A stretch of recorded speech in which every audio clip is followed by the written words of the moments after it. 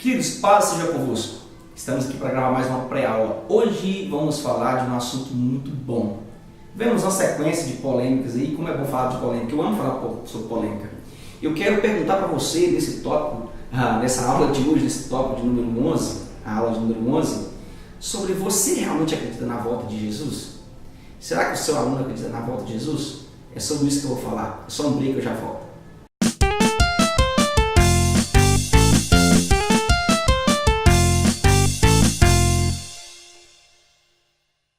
Enviem Shalom. Lição de número 11. É essa lição que nós vamos ter que ter muita atenção para o nosso aluno. Lição de número hoje, a lição número 11, nós vamos falar sobre a segunda vinda de Cristo. Nós somos da EBP em Foco, Escola Bíblica de Professores em Foco, aqui da ADTO, Assembleia de Deus, Ministério de Teófilo Otoni, Minas Gerais, a Mineiro Pão de Queijo. Que da leitura bíblica em classe está em 1 Tessalonicenses, o capítulo 4, o versículo 13 ao 18, e também Lucas 21, capítulo 21, do 25 ao 27. É importante que você entenda isso, principalmente você, professor. Para nós que cremos no que nós chamamos de pré, é preciso entender um pouquinho dessa lição. A introdução da nossa lição, nós vamos falar da lição número 11, a segunda vinda de Cristo. Nós vamos ler tópico a tópico e explicar cada tópico. Eu queria que você falasse nessa introdução que essa lição ela sempre trará a toda a igreja de Cristo motivos para gloriar-se em servi-lo. Por que isso? Eu estou falando isso? Porque alguns se assustam quando nós falamos sobre os acontecimentos do fim. Nós, a igreja de Cristo, dizemos e devemos dizer Maranata, pois nós sabemos, isso aqui é interessante, e guardamos e devemos guardar o fim, devemos guardar aqui as promessas, principalmente as promessas do fim, e nós devemos dizer Maranata, porque nós aguardamos Ele e nós esperamos que Ele cumpra essa promessa. Adonai vai cumprir essa promessa.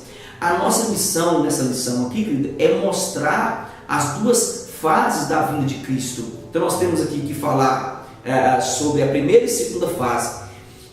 É interessante que o falar que o terror que vai acontecer, esse terror existente, é para aqueles que não estão conectados, que não estão firmados na promessa da volta do Redentor. Esta lição, ela vai dividir-se aqui em duas aulas, em dois temas. Primeiro nós vamos falar sobre o que nós chamamos de a segunda vinda de Cristo, que é a primeira de duas lições, e a segunda nós vamos falar sobre a era do mundo vindouro. Então nessa lição específica, com certeza você precisa estudar bem esse tema, para não criar aqui uma heresia, que é muito perigoso nessa atualidade. Nós estamos vendo no presente que muitas pessoas estão criando heresia sobre a volta de Jesus. Destaque-se aqui o Salmo 50, o versículo de número 4, que é altamente, que esse salmo, ele é a essência do culto a Deus, e principalmente numa visão escatológica. Diz assim, Salmo 50, versículo número 4, intiga os céus lá em cima e a terra para julgar o seu povo. Olha que interessante. Aí, ele, no versículo 3, ele diz, vem o nosso Deus e não guarda silêncio. Perante ele arde o fogo e o devorador. Ao seu redor esbraveja grande tormenta. Esse salmo é escatológico porque está dizendo sobre a vinda do Senhor. Está dizendo que ele chama e ele já julgou o mundo por água e agora haverá o tempo em que na sua frente virá o quesito fogo. É essa tese que você vai iniciar e falando principalmente sobre o Salmo 50, para iniciar esse tópico, para ter uma noção. Já o tópico número 1, ele vai abordar os eventos do porvir. De todas as histórias e fatos narrados nos acontecimentos sobre o fim, a Bíblia é a mais completa em assuntos e também em localizações geográficas. É a mais completa. Temos na Bíblia aqui uma exatidão sobre os acontecimentos finais que já são visíveis aqui em nosso tempo. Nós podemos notar isso. Nós precisamos explicar nesse tópico aqui que a tese pentecostal, nós precisamos explicar, deve ficar claro, a tese pentecostal é a divisão dos acontecimentos que se divide aqui em arrebatamento da igreja. Por que eu estou falando sobre a tese pentecostal? Porque os pentecostalistas, eles creem no pré, no antes da grande tribulação. Então, deve ficar claro aqui, nesse tópico, essa divisão. A divisão será como? O arrebatamento da igreja, a vinda de Jesus em glória, depois o juízo de Deus sobre a terra. Nós temos o futuro glorioso de Israel, o reino milenar de Cristo, que são acontecimentos anunciados desde o Antigo Testamento. Isso não é de agora. Desde o Antigo Testamento nós já temos essa visão. Entra aqui João na ilha de Patmos com o Novo Testamento. Então, essa exatidão de acontecimentos só ocorre na Bíblia. Em nenhum outro livro você vai ver isso. Somente na Bíblia. O tópico número 2, do item 1, vai falar sobre o destino dos impérios da antiguidade. Ao observarmos aqui a revelação de Deus de Adonai a Daniel no cativeiro babilônico, nós temos a certeza de que a estátua de Nabucodonosor é a profecia na história humana revelada a todos os leigos e também aos sábios. A estátua é a revelação, querido. Se você estudar a história, você vai ver isso. Por quê? Porque os acontecimentos, as destruições, as invasões, a ruína de todos os impérios é exatamente a visão que Adonai revelou a Daniel nesse cativeiro babilônico, nesse período. Muitos estudam os livros, mas não aplicam com os fatos religiosos e não aplicam principalmente aqui na escatologia e no viver diário. É fácil você estudar, mas você não querer entender o que a Bíblia diz. Eu prefiro estudar um livro, eu vejo muitos filósofos assim, eu prefiro estudar um livro secular do que ler a Bíblia. Não tem noção do que a Bíblia traz de exatidão sobre acontecimentos futuros. O tópico número 3 vai falar sobre as diásporas judaicas. O que é diáspora? Qual o significado de diáspora? Diáspora significa dispersão de um povo em consequência de preconceito ou perseguição política, religiosa ou étnica. As profecias apontavam duas diásporas. A primeira ocorre em Jeremias 16, versículo 13, quando o povo estava andando fora do caminho de Adonai, e Deus vai dizer, e diz a Jeremias, que eles seriam lançados em uma terra estranha, que eles adorariam outros deuses.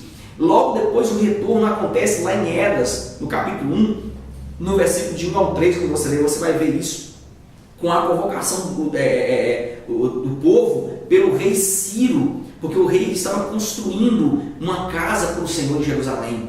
A segunda diáspora é narrada pelo próprio Jesus em Lucas 21, 24. O próprio Jesus narra. E nós já estamos vendo o prenúncio do acontecimento que Jesus narrou quando nós estudamos e falamos sobre fim. Nós já estamos vendo filho contra pai, pai contra filho, maremoto, terremoto. Esse acontecimento nós estamos vendo. O próprio Jesus narrou sobre isso. O tópico número 2, dando sequência aqui, vai falar sobre os termos bíblicos. Vou guiar aqui pelo meu tablet aqui. Os termos bíblicos para a segunda vinda de Cristo. Querido, a Bíblia nos traz algumas palavras que confirmam a segunda vinda de Jesus e também o seu reinado eterno. Entra aqui a palavra grega, e você deve prestar muita atenção nessa palavra, que muitas pessoas confundem esse termo, parousia. Essa palavra parousia, ela é formada por duas palavras aqui na linguagem grega. Pará, ao lado de, e ousia, o ser ou estar, um ser derivado de eime, que significa ser ou estar. Significa literalmente aqui estar ao lado de, isto é, estar na presença. Ela é empregada aqui 24 vezes nas escrituras gregos cristãs, e na literatura grego secular, parousia tornou-se um termo oficial para a visita de uma pessoa de grande destaque. Isso é interessante. Um rei ou um imperador, esse termo é usado para esse acontecimento. Uma província também entra aqui também, que engloba aqui não apenas uma chegada. Esse fato deve ficar claro para o seu aluno, mas também uma subsequência presença. Assim, parousia não tem a ideia de vinda, como está a caminho, mas de presença, como depois da chegada. Portanto, não se trata aqui apenas de um momento da chegada, mas da presença desde a chegada. Então, quando trocar essa trombeta, ele é um todo, ele está em todo lugar, ele já está presente do nosso lado, nós iremos sentir ser arrebatados em questão de segundos. E isso é interessante, é magnífico falar sobre isso. O tópico número 2, nós vamos falar sobre tópico número 2, manifestação, aparição. Nesse tópico, o que é epifania no original, epifaneia no original. Epifania significa aparição ou manifestação de algo, normalmente relacionado aqui com o contexto espiritual e divino. Esse termo epifania ocorre cerca de 6 vezes no Novo Testamento.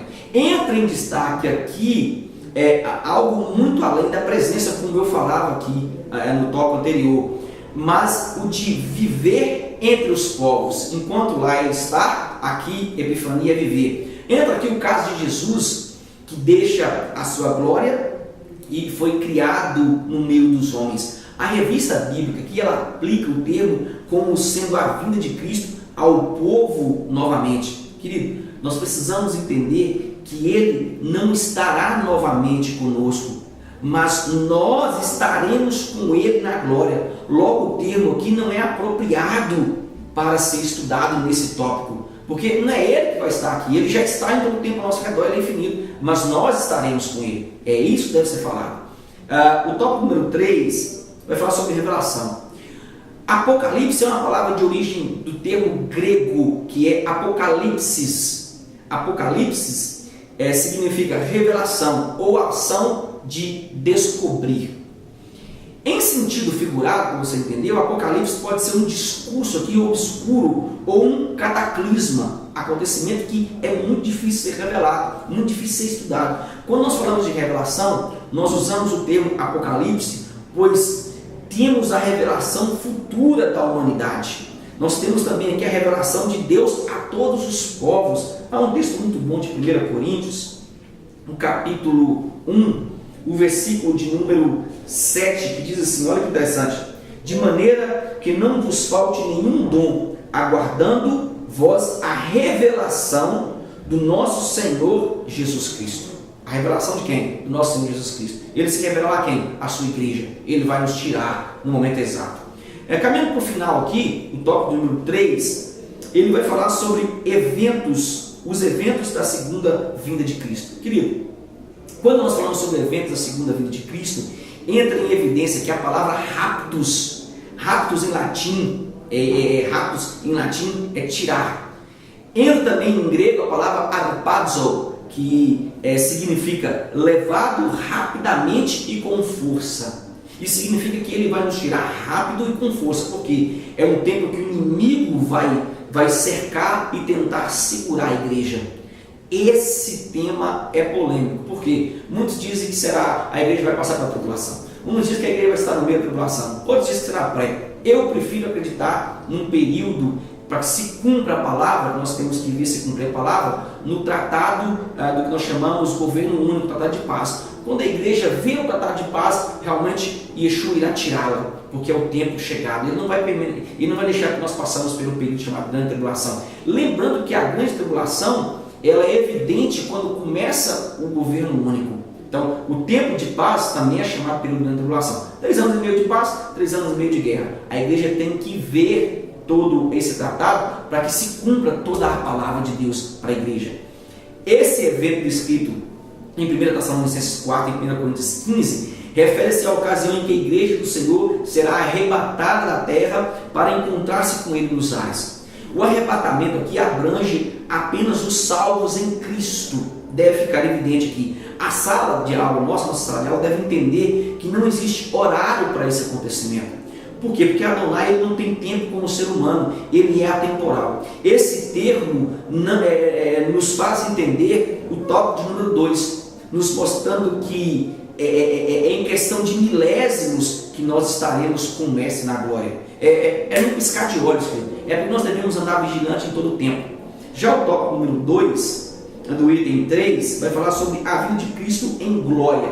Há um texto interessante em Lucas, o capítulo 1, versículo de número 32 e 33, Lucas 1, 32 e 33, olha que interessante, diz assim, este será grande e será chamado Filho do Altíssimo. Deus, o Senhor, lhe dará o trono de Davi, seu pai, e ele reinará para sempre sobre a casa de Jacó, e o seu reinado não terá fim. Esse texto nos mostra que a profecia terá que se cumprir, assim como todas contidas na Bíblia. Os 7 anos pós-arrebatamento, Jesus retornará em glória com os santos para julgamento das nações e restaurações de quê? Do trono de Davi, e destruir aqui a besta e o falso profeta. É interessante que vai se destacar e destacará a promessa nesse período do reino de justiça e paz, ou seja, o reino chamado reino milenar, anunciado desde o Antigo Testamento. Onde eu acho algo sobre isso, pastor Espírito, muito simples. Há um texto bom em Isaías, capítulo 2, o versículo de número 4, se não me falha a memória, deixa eu ver se é isso mesmo. Isaías 2, o versículo de número 4 diz assim: ele julgará entre os povos e corrigirá muitas nações. Estas converterão as suas espadas olha que interessante, em relhas e arados, e as suas lanças em podeiras. Uma nação não levantará a espada contra outra nação, nem aprenderão mais a guerra. Olha que interessante, gente. Isso está pronunciando, está evidente de que ele trará paz para todos os povos em Jerusalém. O tópico número 3, caminhando para o final aqui, vai falar sobre a grande tribulação. Só um período conhecido como grande tribulação, nós precisamos estudá-lo para não causar em nossos ouvintes o pavor, não causar aqui angústia, não causar medo. Nós tínhamos tanto medo quando nós éramos crianças, quando se falava sobre Apocalipse, porque esse período ele deve nos trazer à memória a fidelidade de Adonai. Ele deve trazer a fidelidade de Adonai em quê? Em cumprir as suas promessas, a fidelidade dele com o seu povo. E isso que deve ser pregado, não o pavor, não o medo. Esse período será conhecido aqui como o período do anticristo nesse tópico. Por quê? Porque ele governará e ele fará atrocidade nesse tempo. Há um texto muito bom sobre isso para você ler em sala de aula, só para um complemento aqui desse tópico. Aí em Tessalonicenses, se não me falha a memória, deixa eu achar aqui isso mesmo, Tessalonicenses. Olha o que diz esse texto. 2 Tessalonicenses, no capítulo 2, o versículo 7 e ao versículo 9, diz assim: com efeito, o mistério da iniquidade já opera e guarda somente que seja afastado aquele que agora detém. Então será de fato revelado o iníquo, a quem o Senhor Jesus matará com um sopro de sua boca e destruirá pela manifestação da sua vinda. Querido, aí no versículo 9 assim: olha, o aparecimento do inimigo é o segundo eficácia de Satanás, com todo o poder e sinais e prodígios de mentira. O anticristo enganará a todos em um período estipulado aqui de 7 anos. Aí nós temos 3 anos e meio de paz. Ele então se revelará como inimigo de Deus e como inimigo do povo. Israel entenderá que fez um pacto com o inimigo. Logo nós teremos aqui 3 anos e meio de paz, 3 anos e meio de guerra. Após Apocalipse, após sair Apocalipse 6, ele vai narrar, e ele narra as abominações, narra as destruições, narra os horrores e o período de angústia que viverá quem estiver aqui na terra. Não se assuste, mas vai ter muitas igrejas aqui na terra. E essa igreja que será perseguida, não a igreja verdadeira do Senhor, não a igreja lavada e comprada e remida no sangue de Cristo, aqueles que permanecem e que são fiéis a Adonai. Essa igreja não será perseguida, isso deve ficar claro. O tópico de número 4 vai falar sobre o tribunal de Cristo e as bodas do Cordeiro. O período aqui conhecido como tribunal de Cristo e bodas do Cordeiro é exatamente aqui o período em que tudo está em um caos aqui na terra. É esse período que o caos vai estar acontecendo aqui na terra. Deve ficar claro isso aqui. Aonde está a igreja? A igreja estará recebendo aqui a recompensa pela fidelidade, a recompensa pelo amor, a recompensa pelo empenho na obra, a recompensa pelo evangelho divulgado. Deve ficar claro isso aqui. Esse período é conhecido como tribunal de Cristo, não para julgamento, mas para premiação dos santos. Dei uma linguagem para você entender, mesmo que seja em metáfora, mas você entende, para premiação dos santos. Lembre-se aqui que todos os que estão em Cristo nesse período já estão salvos. Então esse tribunal é somente para que os santos sejam galardoados. Após a celebração do que nós chamamos aqui ceia, do que nós chamamos comprometimento de Deus para com os salvos, após a celebração nós teremos a festa das bodas do Cordeiro, que é um banquete em celebração à união de Cristo com a igreja. Olha que magnífico! Se realizará então a promessa de Mateus. Esse texto aqui é fantástico. Mateus 25, o versículo de número 34. Olha que interessante, diz assim, versículo de número 34. Diz assim: então dirá o rei aos que tiverem à sua direita: vinde benditos do meu Pai, entrai na posse do reino que vos está preparado desde a fundação do mundo. Essa profecia vai se cumprir. Quem falou? O próprio Jesus. Ele estava explicando sobre a palavra dos talentos, depois ele explica sobre o grande julgamento.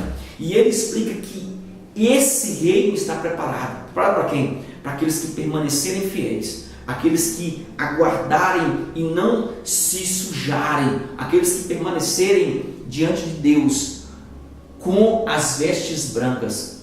É importante você frisar para a sua sala, é importante você colocar para a sua sala que a santidade deve ser buscada, a santidade deve ser pregada. Doa quem doer, arrebatamento ainda é uma realidade e nós precisamos pregar essa verdade à igreja que está tão esquecida. Espero que você estude essa aula. É rápida, mas é de extrema importância para que nós possamos despertar a nossa sala sobre o arrebatamento que vai acontecer. Grande beijo no coração e aqui no Shalom e até a próxima pré-aula.